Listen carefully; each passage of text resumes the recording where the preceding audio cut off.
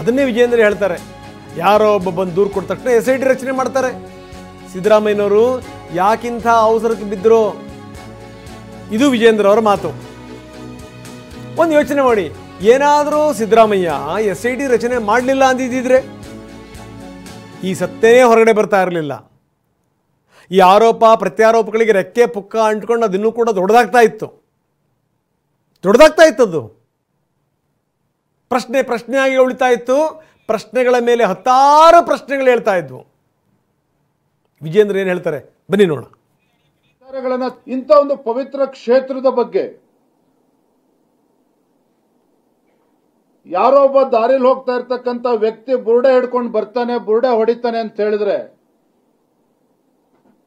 ಆ ವ್ಯಕ್ತಿಯ ಹಿನ್ನೆಲೆ ಏನು, ಆ ವ್ಯಕ್ತಿ ಈ ಶ್ರೀ ಕ್ಷೇತ್ರದ ಬಗ್ಗೆ ಕೆಲವು ವಿಚಾರಗಳನ್ನ ತಿಳಿಸಿದ್ದಾನೆ ಅಂತ ಹೇಳಿದ್ರೆ ಆ ವ್ಯಕ್ತಿಯ ಹಿನ್ನೆಲೆ ಏನು, ವ್ಯಕ್ತಿಯ ಹಿಂದಿರ್ತಕ್ಕಂಥ ಯಾವ ಶಕ್ತಿಗಳು ಕೆಲಸ ಮಾಡ್ತಾ ಇದೆ, ಯಾವ ಸಂಘಟನೆಗಳು ಕೆಲಸ ಮಾಡ್ತಾ ಇದೆ, ಇವೆಲ್ಲ ಮಾಹಿತಿಗಳನ್ನ ಕ್ರೋಢೀಕರಿಸಿದ ನಂತರದಲ್ಲಿ ಅಥವಾ ಇಂಟೆಲಿಜೆನ್ಸ್ ರಿಪೋರ್ಟ್ ಅನ್ನ ಪಡೆದುಕೊಂಡ ನಂತರದಲ್ಲಿ ಮುಖ್ಯಮಂತ್ರಿಗಳು ಒಂದು ಸ್ಪಷ್ಟವಾಗಿರ್ತಕ್ಕಂಥ ನಿರ್ಧಾರವನ್ನ ತೆಗೆದುಕೊಳ್ಬಹುದಾಯ್ತು. ಯಾಕೆ ಮುಖ್ಯಮಂತ್ರಿಗಳು ಇಷ್ಟೊಂದು ಆತರ ಬಿದ್ದರೋ ನಮಗೂ ಕೂಡ ಅದೊಂದು ರೀತಿ ಒಗಟಾಗೇ ಇದೆ. ಒಂದು ದಿನ ಮುಖ್ಯಮಂತ್ರಿ ಹೇಳ್ತಾರೆ, ಇಲ್ಲ ನಮ್ಮ ಮೇಲೆ ಪೊಲೀಸ್ ಅವರೇ ತನಿಖೆ ಮಾಡ್ತಾರೆ, ದಕ್ಷಿಣ ಕನ್ನಡ ಪೊಲೀಸ್ ಅವರೇ ತನಿಖೆ ಮಾಡ್ತಾರೆ ಅಂತ ಸಚಿವರು ಹೇಳ್ತಾರೆ, ಮುಖ್ಯಮಂತ್ರಿಗಳು ಹೇಳ್ತಾರೆ.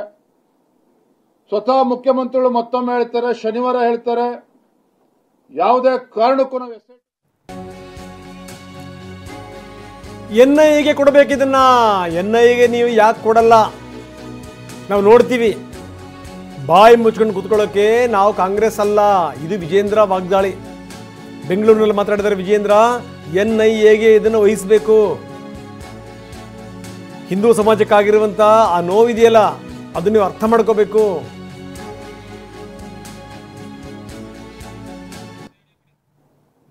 ನಾವು ರಾಜ್ಯ ಸರ್ಕಾರಕ್ಕೆ, ಕಾಂಗ್ರೆಸ್ ಸರ್ಕಾರಕ್ಕೆ, ಮಾನ್ಯ ಮುಖ್ಯಮಂತ್ರಿಗಳಲ್ಲಿ ಆಗ್ರಹ ಮಾಡ್ತಾ ಇದ್ದೇವೆ.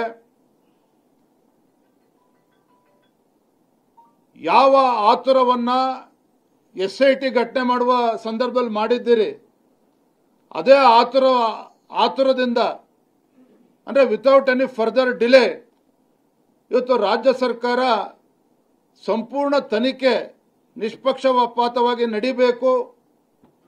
ಕೋಟ್ಯಾಂತರ ಭಕ್ತರಲ್ಲಿ ಇವತ್ತು ನಂಬಿಕೆ ಬರೋ ರೀತಿಯಲ್ಲಿ ತನಿಖೆ ಆಗಬೇಕು ಅಂತ ಹೇಳಿದ್ರೆ ಈ ತನಿಖೆ NIAಗೆ ಕೊಡಬೇಕು ಅಂತೇಳಿ ಮಾನ್ಯ ಮುಖ್ಯಮಂತ್ರಿಗಳನ್ನ ನಾನು ಆಗ್ರಹ ಮಾಡ್ತಾ ಇದ್ದೇನೆ. ಅದು ಮಾಡೋದ್ರಿಂದ ರಾಜ್ಯದ ಜನತೆಗೆ ಮತ್ತೆ ಭಕ್ತರಿಗೆ ಸರ್ಕಾರದ ಬಗ್ಗೆ ವಿಶ್ವಾಸನೂ ಬರ್ತದೆ.